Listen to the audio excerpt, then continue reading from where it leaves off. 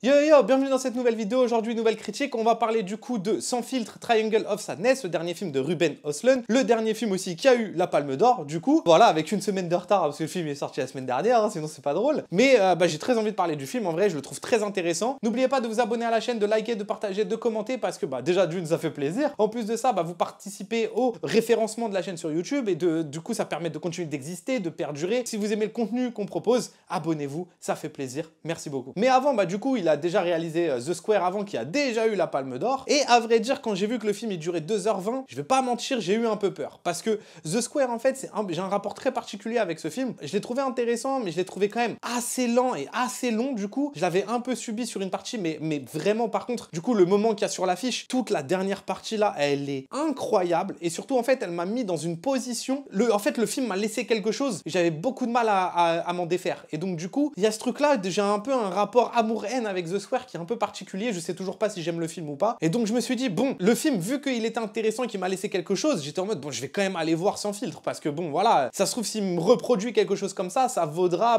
peut-être 2 heures de longueur, de lenteur et d'ennui, etc. Et pas du tout, je trouve le film vraiment tellement intelligent et efficace, je trouve que les 2h20, elles passent trop vite, et notamment aussi grâce à son humour assez cynique. Mais voilà, on reviendra par rapport à tout ça au fur et à mesure de la vidéo, hein, mais vraiment, mais quelle surprise, je m'attendais vraiment pas à ça. Alors le film est ultra cynique de par son humour, de par ce qu'il montre, de par son thème, etc. Mais en fait, ce que je trouve hyper intéressant dans le film et ce qui je trouve fonctionne le plus, c'est que jamais moi je sens qu'il juge les personnages,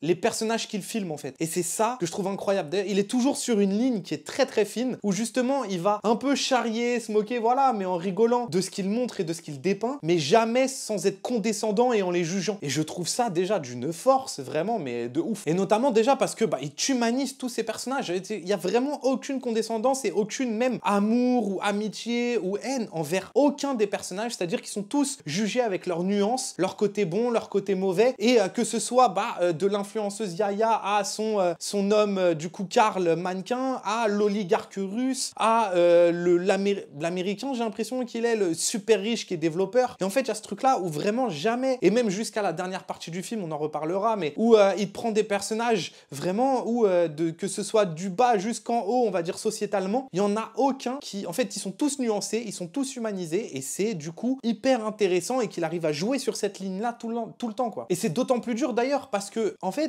il va tellement loin dans ses idées, il va tellement loin dans ce qu'il montre, dans ce qu'il filme, dans ce qu'il fait, dans même ses thèmes et ses propos, que ça pourrait être vraiment facile de, on va dire, passer la ligne justement et être condescendant, être quelqu'un qui juge, alors qu'en fait, il a l'air vraiment plus de dépeindre une idée, de dépeindre quelque chose, mais que mine de rien, il y a toujours un peu ce petit grain, cette petite amitié qu'il a envers les gens. Vraiment, j'ai l'impression de quelqu'un qui charrie, voilà, pour rigoler, plus que, voilà, quelqu'un qui vient avec ses grands sabots pour juger les autres, en fait. Et c'est aussi d'ailleurs aidé évidemment par tous ces acteurs qui sont tous de nationalités différentes, donc qui représentent quelque chose, qui ont tous aussi même qui sont d'âge différents et même du coup en termes de personnages qui sont complètement opposés, que ce soit l'oligarque russe jusqu'à le couple anglais dont on reparlera plus tard, le vieux couple anglais, jusqu'à justement ce couple d'influenceurs jeunes, jusqu'à ce solitaire développeur informatique, etc. Enfin, en fait, ce qui est hyper intéressant aussi, c'est qu'au-delà même de l'écriture et de ce qu'il montre et de sa mise en scène, il s'est porté par ses acteurs, il a fait un magnifique casting et que justement il arrive grâce au casting à humaniser ces personnages-là parce que chaque acteur arrive à jouer, je trouve, d'une justesse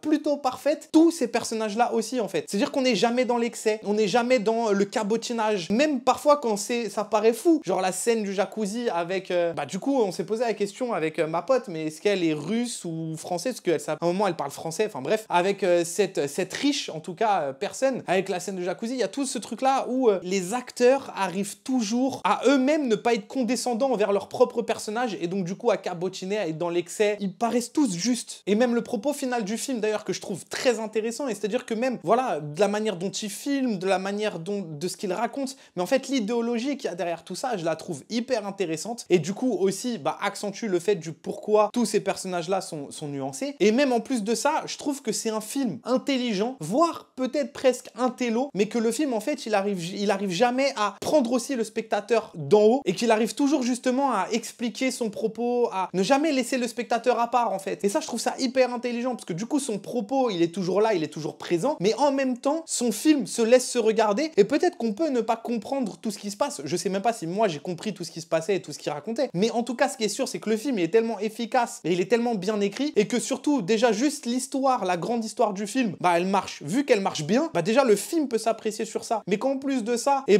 mine de rien, à la fin, etc., il oublie pas son spectateur. Il oublie pas de lui raconter, de lui raconter ce qu'il raconte. Et ça, je trouve ça hyper intéressant. Parce que justement, il prend pas ses spectateurs de haut. Je trouve que c'est une forme d'intelligence. Voilà. D'ailleurs, peut-être que le seul truc justement qui m'a laissé un peu perplexe du film, c'est la fin du film. C'est littéralement le dernier plan. J'en reparlerai juste après. Et aussi, bah, la dernière partie. Je trouve que la dernière partie est moins forte que les autres parties du film. Ça reste cool. Mais d'ailleurs, je trouve qu'il y avait des idées. Il propose des idées dans son film que si ça avait été développé, je trouvais presque que ça aurait été plus fort développé de cette manière-là. Encore une fois, quand je vais spoil, je vais tout vous raconter. Mais voilà, je trouve que cette dernière partie-là, même si elle marche, je la trouve un peu redondante. Je trouve que la mécanique, en fait, quand on l'a comprise, bah du coup, ça devient un peu long parce que bah on sait à peu près où est-ce que ça va, on va dire, jusqu'à un espèce de twist dont c'est pas que je suis pas fan, mais bon, voilà, bon, pourquoi pas. Ça va avec son propos du film, d'ailleurs, parce que vraiment tout le reste du film est d'une certaine maîtrise qui est assez folle, en fait, je trouve. Ah, et d'ailleurs aussi, le début, j'adore le début du film. Vraiment, littéralement le début, la première séquence de justement présenter des mannequins torse nu qui vont faire un casting avec l'intelligence d'avoir mis ce mec-là, intervieweur avec la caméra, qui arrive justement à passer le propos du film dès le début, mais c'est d'une force. Alors déjà, ce que je trouve incroyable avec cette séquence d'ouverture, c'est qu'il arrive à imposer déjà le ton et l'humour de son film. On le comprend direct, dès la première séquence, et qu'en plus de ça, on comprend aussi le propos de tout son film dès la première séquence. Et je trouve ça, en tout cas, l'un des gros propos du film, on va dire,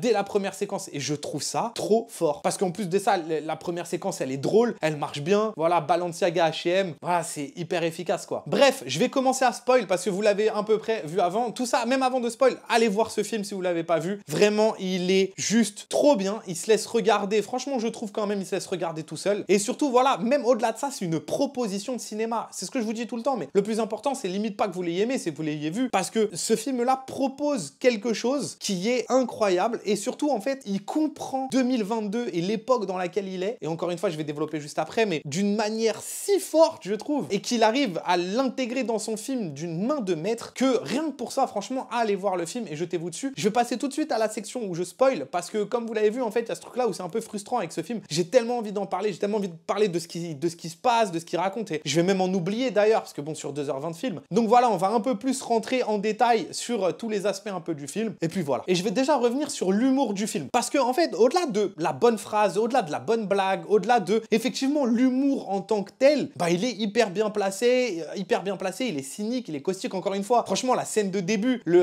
Balenciaga H&M qui dure en plus, hyper efficace, même parfois par sa mise en scène, il va réussir à intégrer quelque chose, son humour un peu cynique, c'est-à-dire que moi j'adore le plan au début, quand il filme des gens qui sont assis au premier rang, là, c'est pas la Fashion Week, mais bon bref, du défilé, hop, elle s'assoit, les 3 meufs s'assoient, et font, bah en fait on est 4, ah bah du coup décalez-vous d'un rang. Et là ce qu'il fait, c'est que plutôt que de couper et d'aller de l'autre côté pour voir du coup Karl qui se fait jarter, en fait c'est grâce à sa caméra qu'il arrive à faire cette blague-là, à montrer le ridicule de toute cette scène. Parce que le travelling, il est tellement long et qu'en fait, juste à cause de ces 3 meufs-là, on déplace tout un rang. En fait, c'est le travelling qui rend la blague drôle. C'est la mise en scène, encore une fois. Et ça, déjà, c'est d'une force de ouf. Mais voilà, j'adore cet humour un peu cynique de te montrer tous les gens que ces meufs-là déplacent, juste pour qu'au final, Karl Miskin, bah, il se retrouve debout et il est pas de place, quoi. En termes de, certes, les blagues, elles marchent. Certes, l'humour en tant que tel, la phrase, elle est bonne. Mais déjà, par sa mise en scène, il te le montre. Et moi, un moment que j'ai adoré dans le film, c'est aussi la manière dont il va préparer sa blague, en fait. Et je vais en venir justement au couple de vieux, le couple de vieux de Grande-Bretagne, qui au début rencontre Thérèse, si je me trompe pas, qui est du coup l'handicapée sur la chaise roulante, qui a un problème maintenant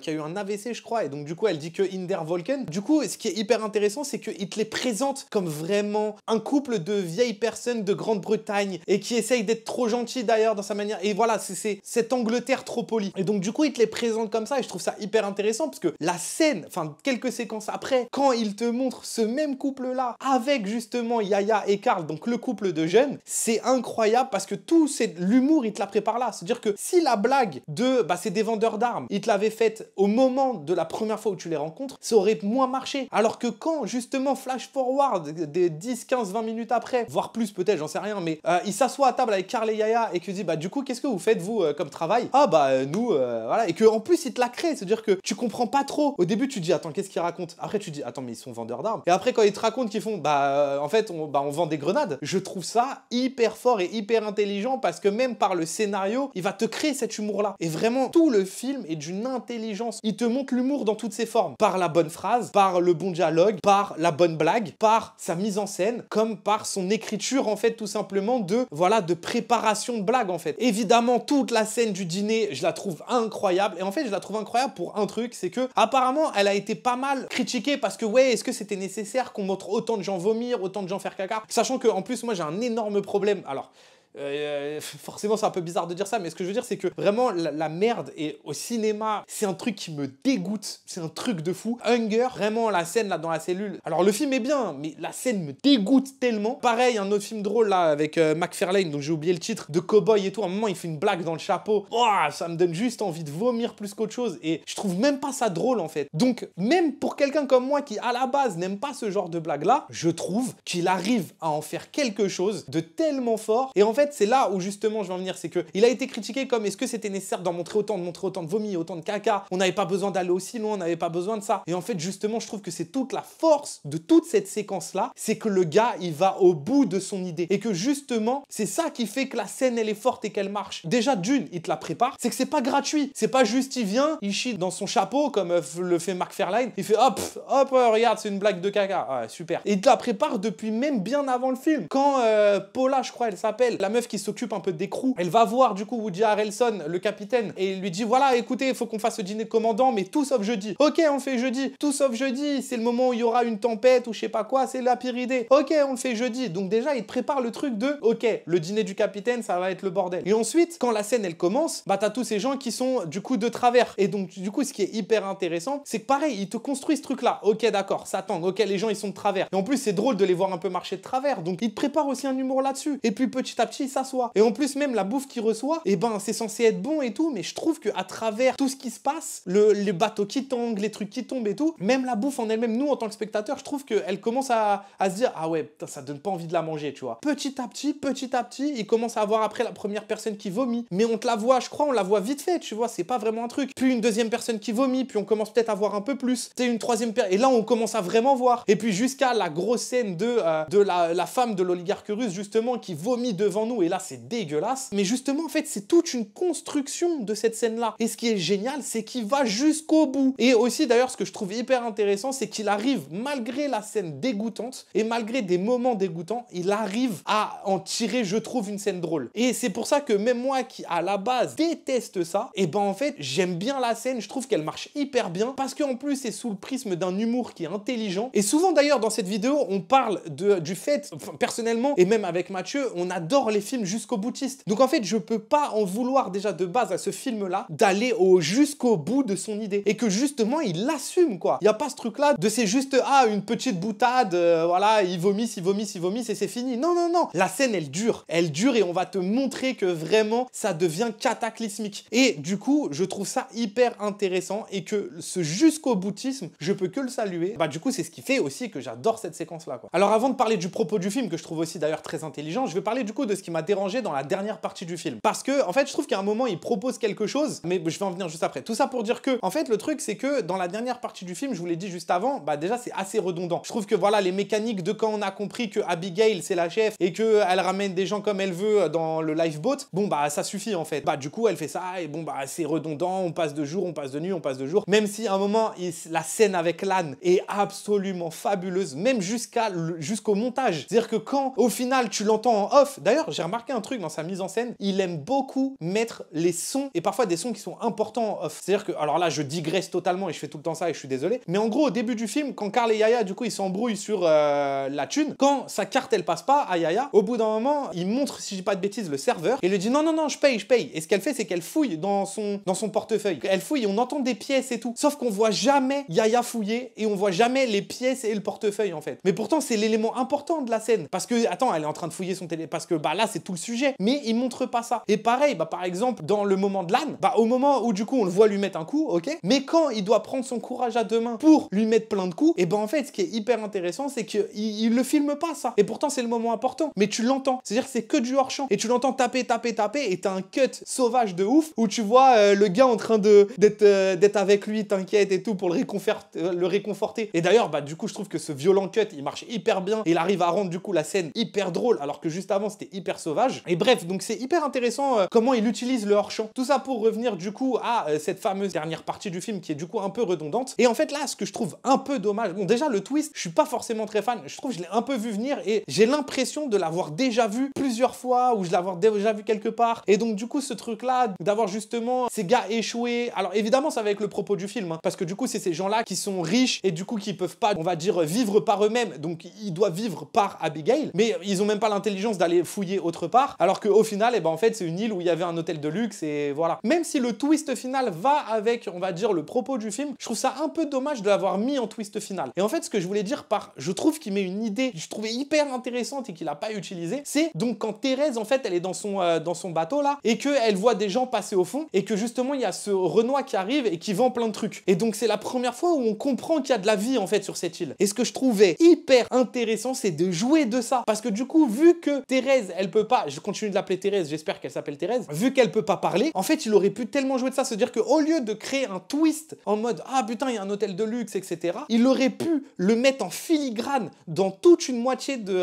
on va dire, de la dernière partie de son film, et ça aurait continué d'être un film complètement cynique, parce nous, on serait omniscient de ce qui se passe, quand justement les personnages, eux, ne seraient pas. Et donc on pourrait encore continuer de jouer d'eux comme le film joue d'eux d'ailleurs la plupart du temps. Et justement, en fait, ce qu'il aurait pu faire, c'est que du coup, le Renoir arrive, il y a la même discussion qu'il y a avec Thérèse. Et donc, sauf que au lieu de quand elle crie Hintervolken à la fin et qu'il se retourne et qu'on s'arrête là-dessus, et donc peut-être qu'il comprend, j'imagine, qu'il y a un problème, ce que j'aurais pu trouver intéressant, c'est que en fait, le Renoir il s'en aille. Et que pendant toute une moitié de la dernière partie du truc, Thérèse, elle sait qu'il y a des gens, elle sait qu'il y a un hôtel de luxe, elle sait qu'il y a de la civilisation, mais que parce que elle peut dire que Hintervolken, ça rend ce truc-là où bah, elle peut pas communiquer. Donc nous et elle, on sait ce qui se passe, mais pas les autres. Et en fait, ça aurait pu rendre quelque chose de tellement caustique et qui aurait tellement, je trouve, rajouté moins de redondance en fait aussi à la dernière partie. Parce que du coup, vu que cette dernière partie-là, il y a ce truc-là où, bah voilà, ils vont dormir dans le lifeboat, ou alors après, faut qu'ils survivent, donc faut qu'ils trouvent ci, faut qu'ils trouvent ça. Après, il y a la blague du sifflet, d'ailleurs, qui marche bien, j'aime bien cette blague, mais en fait, ça crée, il y a quand même une redondance en fait dans toute cette dernière partie, et que si à la moitié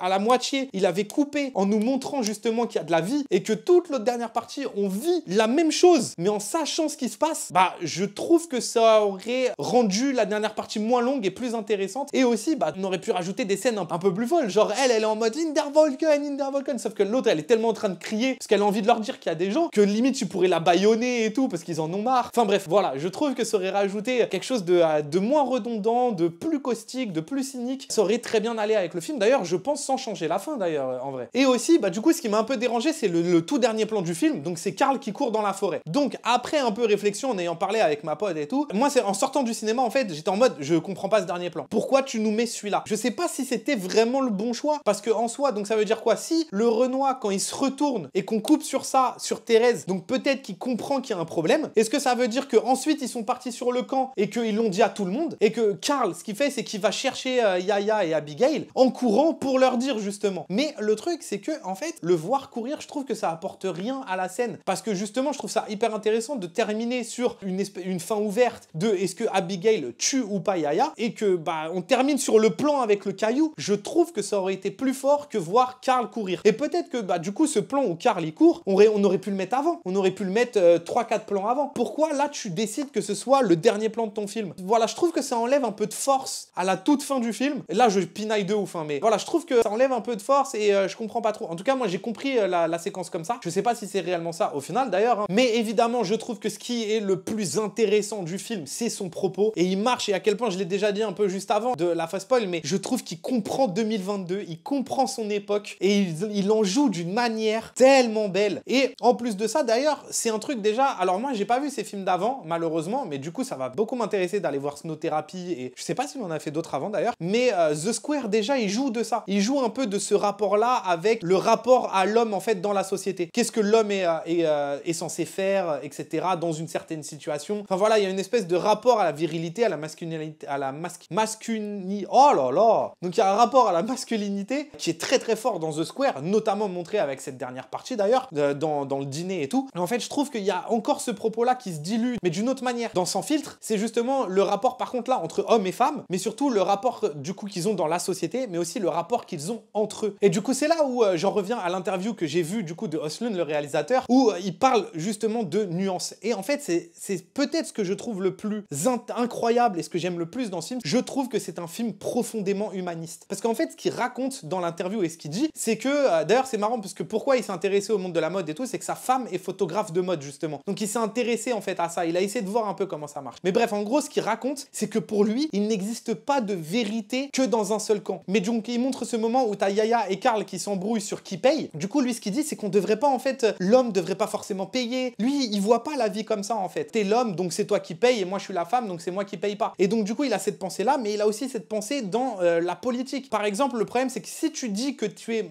communiste ou marxiste, on va te mettre automatiquement dans la gauche et en fait, on va te mettre dans une case. Et donc automatiquement, tout ce que tu vas dire, bon bah voilà, bah, c'est parce que t'es de gauche, etc. Lui, ce en quoi il croit, c'est qu'il y a des bonnes idées à prendre même chez les capitalistes, même chez les communistes, même chez les marxistes, ou peu importe. Et qu'en gros, en fait, c'est en prenant ces bonnes idées-là qu'on peut créer un monde meilleur. Et c'est pas en se mettant dans des cases. Donc il te le montre par le prisme de la politique, comme il te le montre par le prisme du genre et de hommes et femmes. Et c'est pour ça aussi que je trouve que ce film comprend tellement son époque 2022 et que en plus il joue de ça, il met son propre regard et son propre rapport à ça. Voilà, je trouve ça juste hyper intéressant, hyper intelligent et d'où justement toute la nuance de son film. Et là aussi où lui-même ne voit pas justement c'est riche ou c'est pauvre ou c'est ci ou c'est ça et qu'en fait il a aucune condescendance et qu'il a aucun jugement parce que lui-même en fait sa vision des choses c'est d'être dans la nuance. Personnellement c'est quelque chose que j'aime énormément, d'être dans la nuance en tout cas. Et bref, peut-être que le film raconte plein d'autres choses aussi hein, qui auraient pu m'échapper. Je pense que le film est tellement dense et il raconte tellement de choses. Mais voilà, moi c'est ce que j'en retire. C'est aussi